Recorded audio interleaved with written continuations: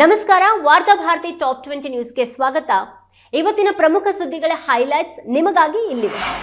ದೇವೇಗೌಡ ಅವರನ್ನ 54 ವರ್ಷದಿಂದ ನಾನು ಬಲ್ಲೆ, ಅವರ ಜೊತೆಗೆ ಸಾಕಷ್ಟು ಕೆಲಸ ಮಾಡಿದ್ದೇನೆ. ಆದರೆ ಈಗೇನಾಯ್ತು ನನಗೆ ಗೊತ್ತಿಲ್ಲ ಎಂದ ಖರ್ಗೆ. ಬಿಜೆಪಿ ಜೆಡಿಎಸ್ ಮೈತ್ರಿ ಬಗ್ಗೆ ಕಾಲೆಳೆದ ಮಲ್ಲಿಕಾರ್ಜುನ್ ಖರ್ಗೆ ಮಾತಿಗೆ ನಗು ಬೀರಿದ ಪ್ರಧಾನಿ ಮೋದಿ.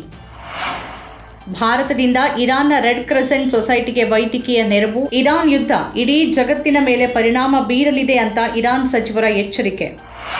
ರಾಜ್ಯ ಕಾಂಗ್ರೆಸ್ನಲ್ಲಿ ಮತ್ತೆ ಗರಿಗೆದರಿದ ಸಂಪುಟ ಪುನರಚನೆ ಚರ್ಚೆ. ನಮಗೂ ಕ್ಯಾಬಿನೆಟ್ನಲ್ಲಿ ಸ್ಥಾನ ಕೊಡಿ ಅಂತ ಮೊದಲ ಬಾರಿಗೆ ಶಾಸಕರಾದವರ ಬೇಡಿಕೆ.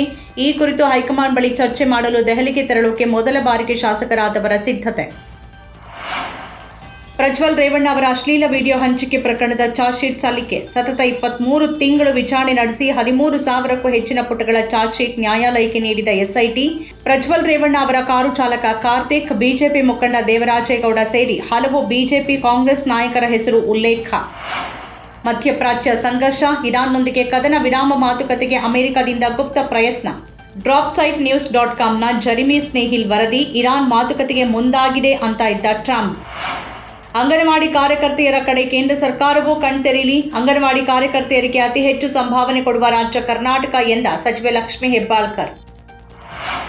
ಮೂಡ ಅಕ್ರಮ ನಿವೇಶ ಹಂಚಿಕೆ ಪ್ರಕರಣದ ತನಿಖೆಗೆ ಅನುಮತಿ ನೀಡಿ ರಾಜ್ಯಪಾಲರು ಹೊರಡಿಸಿದ್ದ ಆದೇಶವನ್ನು ಎತ್ತಿ ಹಿಡಿದ ಹೈಕೋರ್ಟ್ ಏಕಸದಸ್ಯ ನ್ಯಾಯಪೀಠದ ಕ್ರಮ ಪ್ರಶ್ನಿಸಿ ಮುಖ್ಯಮಂತ್ರಿ ಸಿದ್ದರಾಮಯ್ಯ ಸಲ್ಲಿಸಿರುವ ಮೇಲ್ಮನವಿಯ ವಿಚಾರಣೆಯನ್ನ ಜೂನ್ 8ಕ್ಕೆ ಮುಂದೂಡಿದ ಹೈಕೋರ್ಟ್ ವಿಭಾಗೀಯ ನ್ಯಾಯಪೀಠ. ರಾಹುಲ್ ಗಾಂಧಿ ಒಬ್ಬ ಟಪೋರಿ ಎಂದ ಕಂಗನಾ ರಣಾವತ್. ರಾಹುಲ್ ನಡೆ ನೋಡಿದ್ರೆ ಮಹಿಳೆಯರಿಗೆ ಮುಜುಗರ ಭಾವನೆ ಉಂಟಾಗತ್ತೆ ಎಂದ ಬಿಜೆಪಿ ಸಂಸದೆ ಕಂಗನಾ. ಆರ್ಸಿಬಿ ಮಾರಾಟ ಬೆಲೆ 18,496 ಕೋಟಿ ರೂಪಾಯಿ. ಅಂತಿಮ ಹಂತದಲ್ಲಿ ರಾಯಲ್ ಚಾಲೆಂಜರ್ಸ್ ಬೆಂಗಳೂರು ಮಾರಾಟ ಪ್ರಕ್ರಿಯೆ. ಸ್ವೀಡನ್ನ ಇಕ್ಯೂಟಿ ಮತ್ತು ರಂಜನ್ ಪೈ ಒಕ್ಕೂಟಗಳ ನಡುವೆ ತೀವ್ರ ಪೈಪೋಟಿ. ಮಾರ್ಚ್ 31ರ ಒಳಗೆ ಖರೀದಿ ಪ್ರಕ್ರಿಯೆ ಸಂಪೂರ್ಣಗೊಳ್ಳುವ ಸಾಧ್ಯತೆ. ಮತ್ತೆ ಬಿಜೆಪಿ ಪಾಲಾದ ಬೆಳಗಾವಿ ಮಹಾನಗರ ಪಾಲಿಕೆ. ಬೆಳಗಾವಿಯ ಮೇಯರ್ ಆಗಿ ಆಯ್ಕೆಯಾದ ಬಿಜೆಪಿ ಸದಸ್ಯೆ ಪ್ರೀತಿ ವಿನಾಯಕ್ ಕಾಮಕರ್. ಉಪಮೇಯರ್ ಆಗಿ ಆಯ್ಕೆಯಾದ ಹನುಮಂತ ಕೊಂಗಾಲಿ. ಕೇವಲ 18 ಮತಗಳನ್ನು ಪಡೆದ ಕಾಂಗ್ರೆಸ್. ವಿದ್ಯುತ್ ವಾಹನ ಚಾರ್ಜಿಂಗ್ ಪಾಯಿಂಟ್ನಲ್ಲಿ ಸ್ಫೋಟ. ಒಂದೇ ಕುಟುಂಬದ 7 ಮಂದಿ ಸಜೀವ ದಹನ. ಇಂದೋರ್ನ ಬೆಂಗಾಲಿ ಚೌಕದ ಬಳಿಯ ಬ್ರಿಜೇಶ್ವರಿ ಅನೆಕ್ಸ್ನಲ್ಲಿ ಘಟನೆ. ಐಪಿಎಲ್ನಲ್ಲಿ ಕ್ರಿಸ್ ಗೇಲ್ರ 175 ರನ್ಗಳ ದಾಖಲೆ ಮುರಿಯೋದೇ ನನ್ನ ಗುರಿ. ರಾಜಸ್ಥಾನ ರಾಯಲ್ಸ್ ತಂಡದ ಯುವ ಬ್ಯಾಟರ್ ವೈಭವ್ ಸೂರ್ಯವಂಶಿ ಹೇಳಿಕೆ. ಪಶ್ಚಿಮ ಬಂಗಾಳ ಚುನಾವಣೆ ಟಿಕೆಟ್ ಕೈ ತಪ್ಪಿದ್ದಕ್ಕೆ ಪಕ್ಷ ತೊರೆದ ಟಿಎಂಸಿ ಶಾಸಕ. ರಾಜ್ಗಂಜ್ ಕ್ಷೇತ್ರದ ಟಿಕೆಟ್ ಕೈ ತಪ್ಪಿದ ಹಿನ್ನೆಲೆಯಲ್ಲಿ ಹಾಲಿ ಶಾಸಕ ಖಗೇಶ್ವರ್ ರಾಯ್ ಜಿಲ್ಲಾ ಘಟಕದ ಅಧ್ಯಕ್ಷ ಸ್ಥಾನಕ್ಕೆ ರಾಜೀನಾಮೆ. ಕಂದಾಯ ಇಲಾಖೆಯಲ್ಲಿ ಆಟೋ ಮ್ಯೂಟೇಷನ್ ವ್ಯವಸ್ಥೆ ಜಾರಿ. 98% ಖಾತೆಗಳು ಸ್ವಯಂ ಚಾಲಿತ ಬದಲಾವಣೆ. ವಿಧಾನ ಪರಿಷತ್ತಿನಲ್ಲಿ ಸಚಿವ ಕೃಷ್ಣ ಬೈರೇಗೌಡ ಹೇಳಿಕೆ.